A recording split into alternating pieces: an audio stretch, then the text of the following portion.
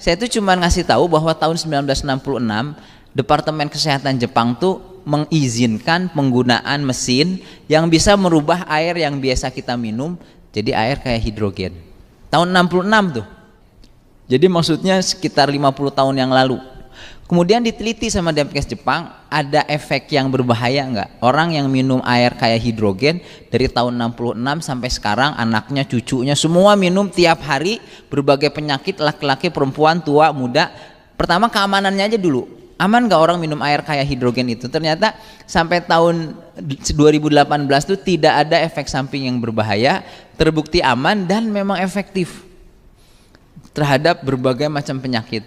Nah itu metodenya itu disebutnya metode elektrolisis. Tahun 1994 kalau nggak salah Depkes Jepang mendorong terbentuknya namanya Functional Water Foundation. Tahun 2001 terbentuk lagi di Jepang tuh Japanese Society of Water Functional Water. Itu anggotanya dokter-dokter semua. Jadi air ini tuh aman dan efektif dan memang diakui oleh dunia kedokteran. Cuman di Indonesia belum banyak. Dia tuh baru masuk tahun 2014. Tadi Pak Suprapto bilang ada sampai lembaganya, itu satu-satunya molekul yang ada lembaganya, yang ada institutnya tuh namanya Molecular Hydrogen Institute tuh bilang ya ada lebih dari 1000 penelitian artikel ilmiah pada 170 penyakit pada hampir semua organ pada manusia.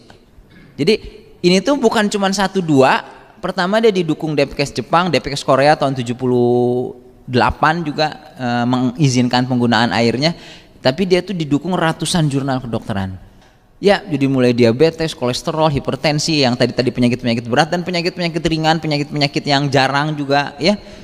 Ini tuh jadi intinya tuh gini, kalau misalnya ibu punya diabetes, punya kolesterol, punya gula misalnya, atau punya tensi tinggi, kalau minum air ini tuh pelan-pelan, si penyakitnya tuh bisa membaik secara bertahap. Beberapa penyakit yang kayak diabetes memang sembuh sih nggak bisa, tapi ketergantungan sama obatnya tuh berkurang. Jadi obatnya itu bisa dikurangin pelan-pelan. Nah terus enaknya tuh gini, obat diabetes tahu kan, obat darah tinggi kayak kaptopril, amlodipin, pernah dengar kali ya, orang tuanya ada. Itu kalau misalnya amlodipin misalnya, itu nurunin gula nggak? Kan dia obat tensi, nurunin gula nggak? Kalau obat orang darah tinggi minum punya gula, berarti harus dikasih obat gula kan? Nah obat gulanya dikasih nih, obat darah tingginya dikasih, obat gulanya dikasih. Obat gulanya ternyata asam uratnya tinggi, terus ditambah obat asam urat lagi kan. Ternyata ada rematik. Nih 3 obat tadi tuh ngurangin obat rematik nggak? Ngurangin rematik nggak? Nggak, berarti harus kasih obat rematik dong. Tapi udah kena obat rematik, minggu depan dok ini gara-gara obat rematik perut saya sakit nih mahnya. Tambah lagi obat mah, ya nggak? Terus pas kontrol lagi tensinya belum bagus tuh. Berarti ditambah obat tensi lagi dong. Obat tensi 1 biji nggak nurunin tensi, minggu depan ditambah obat tensinya lagi. Gulanya masih 300, tambah lagi obat gula. Dokternya mah seneng-seneng aja, banyak pasien kan. Ya udah dong, ibu tensinya masih jelek ya, saya tambah 1 obat lagi, nanti buat lambungnya saya kasih obat mah. Terus nanti kenapa gatal-gatal, saya kasih obat gatal. Apalagi yang perlu apa? Ya, nah enaknya kalau obat si air kayak hidrogen ini, dia itu dibilang memberikan efek positif sekaligus pada kadar gula, nanti tekanan darahnya ikut turun, tensinya turun, asam uratnya turun, sakit kolesterolnya membaik, trigliseridnya juga. Jadi ada penelitian khusus pada kolesterol gitu. Misalnya ada orang asam uratnya tinggi, dikasih air kayak hidrogen, dilihat ternyata asam uratnya turun. Terus ada lagi penelitian pada pasien diabetes, gulanya tinggi, dikasih obat air kayak hidrogen, gulanya turun. Itu sama tuh penelitian, airnya sama, air kayak hidrogen. Jadi orang yang gulanya turun tadi, kalau asam uratnya diperiksa, asam uratnya turun juga. Terus dia juga bermanfaat pada penyakit mah, rematik, sakit liver, penyakit paru, batu ginjal, pasien yang cuci darah aja tuh khusus penelitian, khusus cuci darah tuh ada sekitar 10-11 penelitian. Kalau orang yang cuci darah itu diganti minumnya sama air kayak hidrogen, kualitas hidupnya membaik. Terus kebutuhan transfusinya menurun.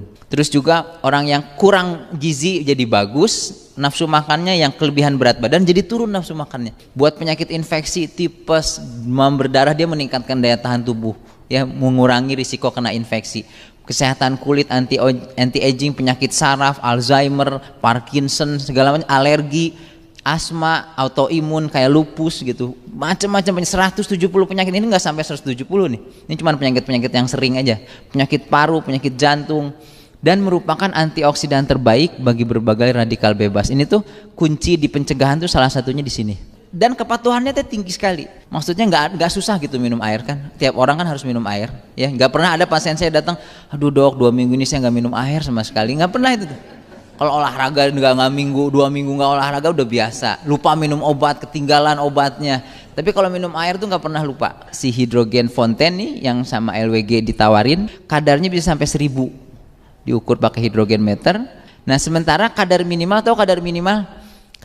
dosis obat minimal. Kalau ibu paracetamol kan di sini nggak ada yang jangan sampai nggak ngaku nggak pernah pakai paracetamol ya. Paracetamol tuh dosisnya tahu nggak berapa buat orang dewasa? 500 kan, bisa sampai 1000 sih. Ada yang sampai 750 misalnya yang forte gitu ya. Nah intinya tuh kalau di bawah 500 tuh sebenarnya dosisnya kurang gitu. Kalau ibu badannya demam, terus dikasih dosis paracetamol 150 mg, itu tuh mungkin nggak turun gitu. Memang ada sih beberapa orang dari 100 orang yang dosisnya 150 mg tuh turun paling tapi 10-20% lah. Tapi kalau misalnya dosisnya 500, dari 100 orang tuh sekitar 80-90% tuh turun demamnya. Nggak 100%, karena ada juga yang orang demam ya, yang dikasih paracetamol nggak turun-turun, akhirnya datang ke dokter kan gitu ya. Jadi artinya dosis itu penting sekali.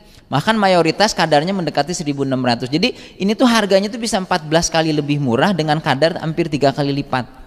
Dulu tuh nggak ada pilihan lain untuk dapat air kayak hidrogen tuh harus punya mesin minimal 30 juta lah. Yang itu juga kadarnya lebih rendah. Yang 50 juta tuh kadarnya cuma 350-an menurut penelitian di luar negeri, ada lembaga ilmiah khusus. Dan satu lagi kelemahan daripada hidrogen itu, karena dia tuh molekulnya sangat spesial, dia tuh molekul paling kecil di alam semesta. Gak ada molekul yang lebih kecil dari hidrogen, jadi dia gampang sekali keluar dari wadahnya. Dalam 2 jam tuh kadarnya turun 50%. Jadi artinya kalau punya mesin water ionizer yang besar harus ditongkrongin terus di situ. Karena nanti kalau misalnya bawa air 2 liter, sore-sore itu udah nggak ada kadar hidrogennya itu. Tiap 2 jam turun 50%, bayangin. Jadi artinya salah satu kelebihan dari tumbler ini, karena ukurannya kecil kita bisa bawa kemana-mana, kadarnya tinggi, harganya murah, pas mau minum tinggal pencet.